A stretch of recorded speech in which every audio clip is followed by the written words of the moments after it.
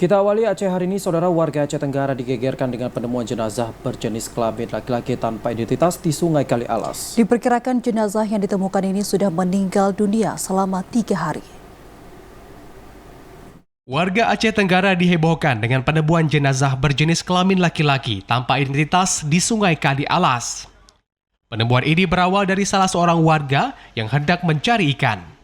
Saat berada di pinggiran sungai, dirinya terkejut saat melihat jasad manusia mengapung di tengah sungai. Saat mengetahui keberadaan jenazah tersebut, warga langsung melapor ke polsek terdekat. Dengan sigam, pihak Polsek Lawe Alas bersama tim Inafis langsung menuju TKP guna mengevakuasi jasad yang belum diketahui identitasnya tersebut ke Rumah Sakit Umum Haji Sahudin, Kuta Cane.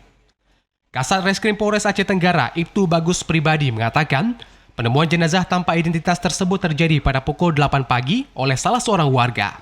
Diperkirakan jenazah yang ditemukan ini sudah meninggal dunia selama 3 hari.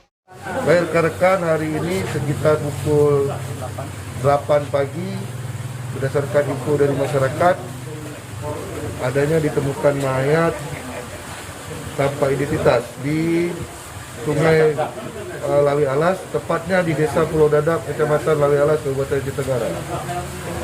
Tindakan kepolisian mengamankan mayat tersebut dan dibawa ke Rumah Sakit Umum Sahudin untuk dilakukan identifikasi dan otopsi. Pihak kepolisian berharap kepada warga Aceh Tenggara yang merasa kehilangan anggota keluarga berjenis kelamin laki-laki untuk segera melapor ke Polres Aceh Tenggara. Kini jenazah masih berada di ruang jenazah Rumah Sakit Umum Haji Sahudin, Kuta Cane. Dari Aceh Tenggara, Abdul Aziz, TV Aceh melaporkan.